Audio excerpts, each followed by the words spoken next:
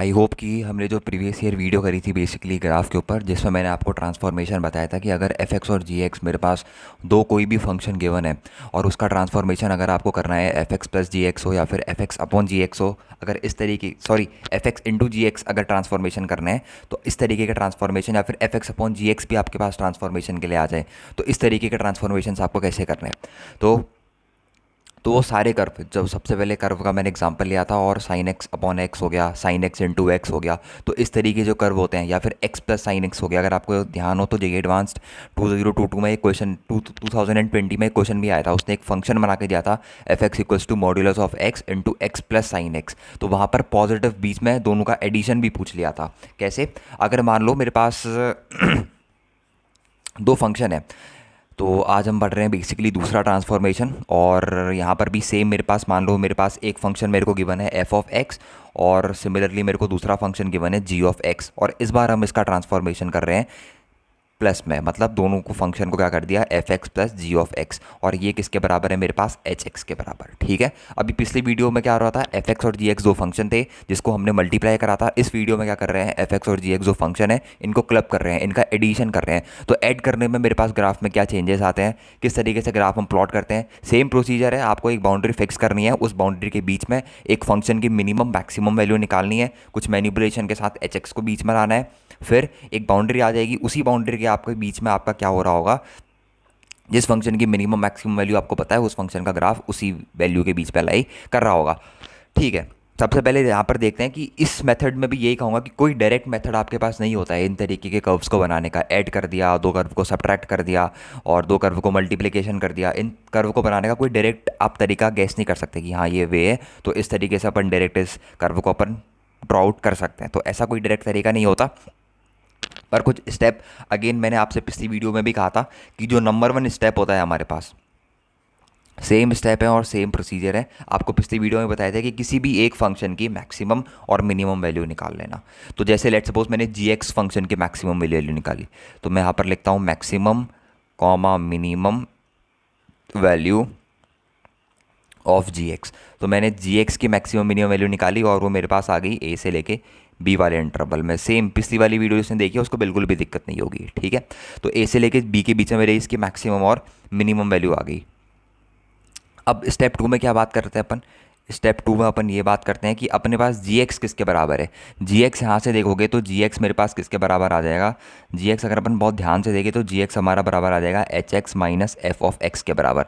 तो इसी चीज़ को अपन यहाँ सब्सटीट्यूट करेंगे, तो यहाँ पर आ जाएगा मेरे पास ए से लेके यहाँ पर आ जाएगा मेरे पास एच ऑफ एक्स, सॉरी बीच में यहाँ पर नेगेटिव साइन है, एच ऑफ एक्स माइनस यहाँ पर आ जाएगा f of x less than equals to b. तो एफ ऑफ एक्स को दोनों साइड ऐड करोगे तो यहाँ पर आ जाएगा मेरे पास a plus f of x is less than equals to, यहाँ पर आ जाएगा मेरे पास h of x is less than equals to b plus f of x. अब ये वही चीज़ है जो अपन पिछली वीडियो में कर रहे थे, वहाँ पर बस ये था तो मल्टीप्लाई हो रही थी चीज़ें तो नीचे जाके डिवाइड में आ रही थी, और ये जो चीज़ निकल के आई ये अपने पास क्या है, इसको आप, मैंने कल वीडियो में भी कहा था पिछली वीडियो में, इसको अपन क्या बोल सकते हैं, बाउंड्री कंडीशन।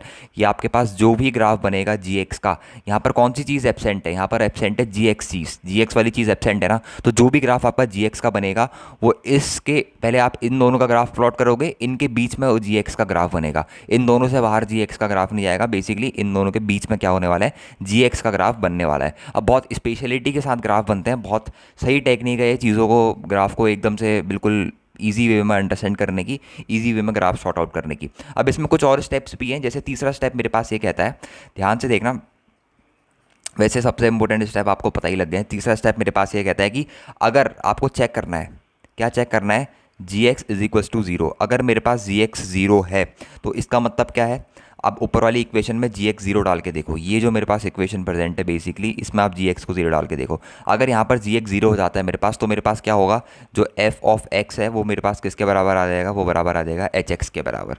वहीं अगर मेरे पास जी एक्स जो है वो ग्रेटर देन जीरो आ जाता है, if g x is greater than zero, तो अगर जी एक्स वाला पार्ट मेरे पास ग्रेटर देन जीरो है तो एच एक्स जो है मेरे पास वो हमेशा ग्रेटर देन जीरो होगा, या फिर एच एक्स जो है वो हमेशा किससे बड़ा होगा, एफ ऑफ एक्स से बड़ा होगा। ये बात आपको समझ में आई होगी आई गेस, कि अगर आप एच एक्स किसके बराबर है, एफ एक्स प्लस जी एक्स के बराबर है। एफ एक्स और जी एक्स को दो अलग अलग फंक्शंस मान लो, जी एक्स की आपको मैक्सिमम मिनिमम वैल्यू पता है, अगर मेरे पास जी एक्स हमेशा greater than equals to zero है तो ऑब्वियसली बात है कि some positive quantity plus some quantity जो पॉजिटिव है उसका जो सम होगा हमेशा बड़ा होगा एक ऐसी क्वांटिटी जो आपको ऐड कर रखा है किसी पॉजिटिव क्वांटिटी में, ठीक है। तो यहाँ पर हम क्या कह सकते हैं इस केस में कि जो एच एक्स होगा हमारे पास वो हमेशा किससे बड़ा होने वाला है, एफ ऑफ एक्स के बराबर बड़ा होने वाला है।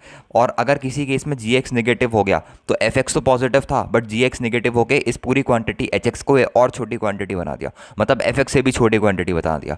तो यहाँ पर हमारे पास क्या हो जाएगा, एच ऑफ एक्स जो है वो लेस देन हो जाएगा एफ ऑफ एक्स के।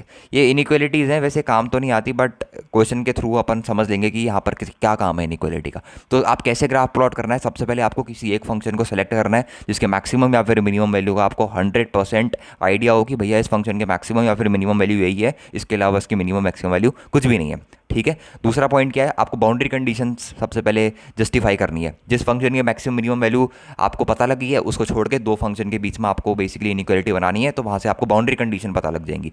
बाउंड्री कंडीशन के कर्व्स ड्रॉ करने हैं, बाउंड्री कंडीशन के कर्व्स के बीच में उस जी एक्स जिसकी मैक्सिमम मिनिमम वैल्यू आपको पता है उसका कर्व आपको ड्रॉ करना है, and finally you will get your desired result.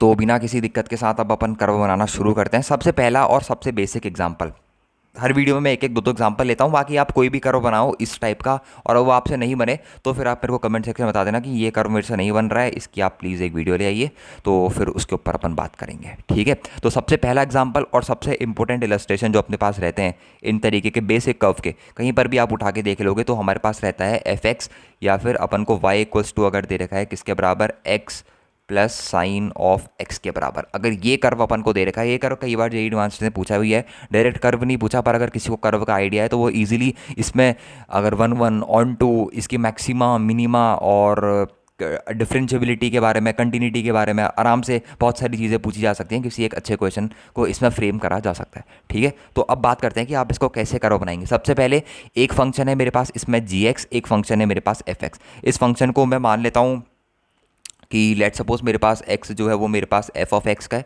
Sign x जो है मेरे पास वो मेरे पास g ऑफ x है। अब मेरे को पता है कि भैया मेरे को gx यानी साइन ऑफ x की मैक्सिमम और मिनिमम वैल्यू का जो है आइडिया है, ये है -1 से लेके +1 के बीच में रहती है, इसकी कोई ज़्यादा औकात नहीं है, ये बस माइनस और +1 के बीच में ऑसिलेट करते रहती है साइन x की वैल्यू, ठीक है। अब आपको इसकी आइडिया है, अब आप साइन x की जगह यहाँ से क्या सब्सटीट्यूट कर सकते हो, यहाँ से आप साइन एक्स की जगह क्या सब्सटीट्यूट कर सकते हो। अगर आप साइन एक्स इक्वल्स टू निकालोगे तो यहाँ पर से निकल के आ जाएगा वाई माइनस एक्स, तो यहाँ पर आपको वाई माइनस एक्स सब्सटीट्यूट करना है, less than equals to y minus of x is less than equals to +1। अब कर्व तो अपन को वाई का चाहिए, तो वाई का कर्व चाहिए तो दोनों साइड एक्स से ऐड कर दो, तो यहाँ पर बन जाएगा मेरे पास x-1 less than equals to, यहाँ पर बन जाएगा मेरे पास वाई, यहाँ पर मेरे पास बन जाएगा लेस देन इक्वल्स टू, यहाँ पर बन जाएगा x+1।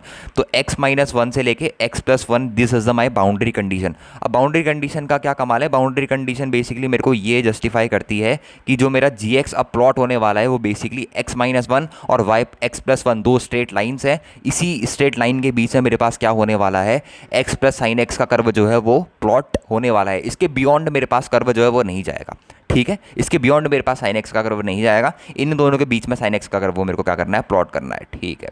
ये मेरे पास है बाउंड्री कंडीशंस, ठीक है।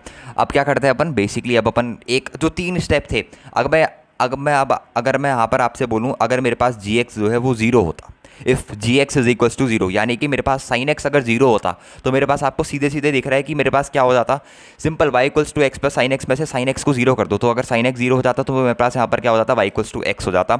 और अगर मैं कहूँ कि G x is always greater than 0, अगर जी एक्स मेरे पास हमेशा ग्रेटर देन 0 है, अगर जी एक्स मेरे पास हमेशा ग्रेटर देन इक्वल्स टू 0 है, तो मैं ये सीधे सीधे कह सकता हूँ मेरे पास x प्लस साइन एक्स की जो वैल्यू है वो हमेशा ग्रेटर देन किससे रहने वाली है, x से रहने वाली है। कब रहने वाली है, जब मेरे पास ये वाला पार्ट जो है ये हमेशा ग्रेटर देन 0 है। और अगर मैं आपसे बोल दूँ कि जी एक्स मेरे पास लेस देन 0 है, अगर जी एक्स मेरे पास लेस देन 0 है तो x प्लस साइन एक्स की जो वैल्यू है भैया वो मेरे पास हमेशा छोटी रहने वाली है x से। क्यों, क्योंकि ये चीज़ हमेशा मेरे पास लेस देन 0 आ गई। अब क्या करते हैं अपन को बाउंड्री कंडीशंस पता लग गई, अपन को साइन एक्स का कर्व ड्रॉ करते आता है। अब अपन क्या करते हैं, सीधे कूद जाते हैं कर्व पे कि किस तरीके से अपन इसका कर्व प्लॉट करेंगे, how we are going to plot this curve. और बहुत ही इंटरेस्टिंग कर्व होता है इसका, आपने अभी तक सिर्फ डायग्राम्स में देखा होगा और आज आपको रियल व्यू बताता हूँ कि आप कैसे इतने कठिन कठिन कर्व जो है वो आप चुटकियों में सॉल्व कर देते हैं, और यही फ़ायदा है ग्राफिकल ट्रांसफॉर्मेशन वाली चीज़ों को पढ़ने का। सबसे पहले मैं यहाँ पर दो स्ट्रेट लाइंस बना रहा हूँ। आई होप कि आप सबको स्ट्रेट लाइंस प्लॉट करना आता होगा। सबसे पहली जो स्ट्रेट लाइन है मेरे पास y=x-1। ध्यान से देखना, अगर किसी ने कोऑर्डिनेट ज्योमेट्री नहीं पढ़ी है, x-1, तो इसको कंपेयर करते हैं अपन किससे, y=mx+c से। इसका इंटरसेप्ट मेरे पास नेगेटिव है, इसका स्लोप मेरे पास 1 है। तो ऐसी स्ट्रेट लाइन जिसका इंटरसेप्ट मेरे पास नेगेटिव है और जिसका स्लोप जो है मेरे पास वो मेरे पास क्या है, पॉजिटिव है, तो नेगेटिव इंटरसेप्ट और स्लोप मेरे पास पॉजिटिव है, तो ऐसी स्ट्रेट लाइन अगर आपको ड्रॉ करनी है तो ये है आपके पास वो स्ट्रेट लाइन।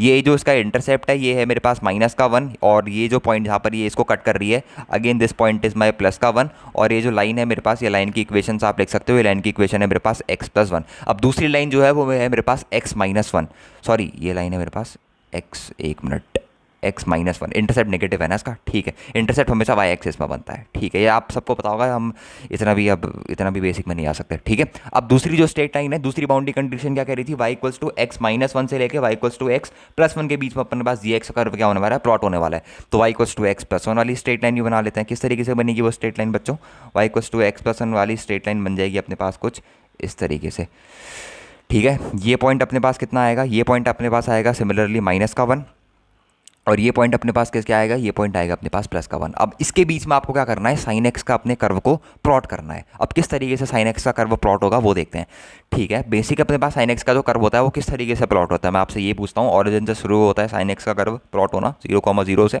सबसे पहले इसकी एक साइकिल पूरी करता है, फिर एक साइकिल में ध्यान, एक और काम आप यहाँ पर कर सकते हो, अगर आप यहाँ पर y=x लाइन नहीं बना लोगे तो आपके लिए थोड़ा बेहतर हो जाएगा। क्या बेहतर होगा वो अपन देखेंगे अभी। मतलब नहीं बनानी है तो आप नहीं बना सकते हो, अगर आपको बनानी है थोड़ी सूटेबिलिटी आ जाती है, थोड़ी क्लियरेंस आ जाती है। कैसे क्लियरेंस आती है, क्यों बनाई, उसके बारे में हम डिस्कस करते हैं, ठीक है। जैसे यहाँ पर मैं sin x का कर्व बनाने जाऊँ तो sin x का कर्व मेरे पास किस तरीके से बनता है, sin x का कर्व मेरे पास बनता है कुछ इस तरीके से। ये मेरे पास है sin x का कर्व, ठीक है। ये मैंने एक साइकिल बना रखी है sin x के कर्व की। अब इसके कुछ इंपॉर्टेंट पॉइंट्स के बारे में डिस्कस करते हैं। हमेशा याद रखना, ये जो पॉइंट है मेरे पास, ये मेरे पास पॉइंट है 1, और जहाँ पर ये इसको इंटरसेक्ट करता है, ये इसको इंटरसेक्ट कहाँ पर करता है, एक मिनट, छोटा सा डॉट यहाँ पर मेरे पास 1 आएगा, ये दोनों, और ये थोड़ा सा आगे करेगा क्योंकि ये दोनों कभी भी सेम नहीं आते। ये मैं सोचना कि ये 1 1, ठीक है ना, ये यहाँ पर बिल्कुल इंटरसेक्ट नहीं करता, ये कभी भी सेम नहीं रहते। ये जो इंटरसेक्ट करता है बेसिकली कहीं यहीं पर करता है, और 1 से थोड़ा सा आगे रहता है ये पॉइंट, क्योंकि ये पॉइंट जहाँ पर sin x की वैल्यू 1 होती है बेसिकली, वो पॉइंट होता है मेरे पास π/2। तो ये जो पॉइंट है मेरे पास, ये पॉइंट होगा मेरे पास π/2, ये पॉइंट होगा मेरे पास π/2 पर साइन की वैल्यू 1 होती है। तो अगर मैं इस पॉइंट के कोऑर्डिनेट की बात करूँ, किस पॉइंट के कोऑर्डिनेट की, इस पॉइंट के कोऑर्डिनेट की, वैसे इतना पूछा नहीं जाता, तो इसका x कोऑर्डिनेट जो है अपने पास वो तो आपको सीधे सीधा पता लग रहा है। इसका जो x कोऑर्डिनेट है बच्चों वो है अपने पास π/2, और इसका जो y कोऑर्डिनेट है वो इतनी वैल्यू तो अपने पास +1 है। अब 1 से थोड़ा सा बड़ा है, तो यहाँ पर आपको, अगर ऊपर वाला कर्व है तो वहाँ पर आपको π/2 में क्या कर देना है, डायरेक्टली 1 ऐड कर देना है। इसका जो y कोऑर्डिनेट होगा वो होगा अपने पास π/2 + 1। This is a short trick, जो y कोऑर्डिनेट प्रेजेंट है 1 ऐड कर देना है, और अगर नीचे को होगा तो वहाँ पर आपको 1 क्या कर देना है, सब्ट्रैक्ट कर देना है। जैसे मैं इस पॉइंट की कोऑर्डिनेट की बात करूं तो ये कोऑर्डिनेट जो होने वाला है जहां पर sin x 0 होता है, तभी मैंने x एक्सिस, ये जो x y=x लाइन है, this is a kind of x axis, ये x एक्सिस का काम कर रही है आपके लिए। तो यहां पर कौन कौन से कोऑर्डिनेट होते हैं, पाई, यहां पर आपको कुछ भी ऐड या फिर सब्ट्रैक्ट नहीं करना है, यहां पर चीजें वैसी की वैसी ही रहेंगी, क्योंकि ये नॉर्मल मेरी x एक्सिस पर लाई कर रहा है पॉइंट, तो उसका x कोऑर्डिनेट भी 1, इसका y कोऑर्डिनेट भी 1। अब यहां पर वाली पॉइंट की बात करते हैं। यहां पर क्या हो रहा है, साइन निगेटिव हो रहा है, -1 हो रहा है, तो इसका x कोऑर्डिनेट तो अपन को पता है कितना होगा, 3π/2।